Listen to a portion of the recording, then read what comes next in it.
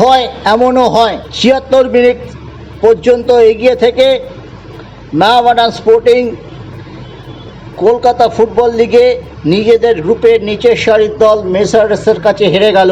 ৭৭ ও ৭৮ মিনিটে দুটি গোল করে মেসার্স। এটি ছিল অসমাপ্ত ম্যাচ।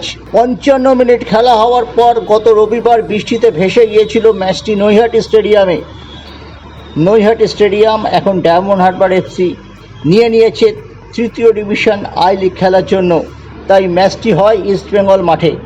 সেখানে বেশ কিছু মোহামেডান সমর্থক উপস্থিত ছিল।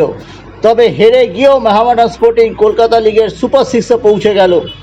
তারা পেয়েছে ১২ ম্যাচে ১৯ পয়েন্ট। সমসংখ্যক ম্যাচে ১৯ পয়েন্ট পেয়েছে খিদিরপুরও, কিন্তু গোল পার্থক্যে অনেক এগিয়ে থাকায় মোহামেডান চলে গেল সুপার সিক্সে।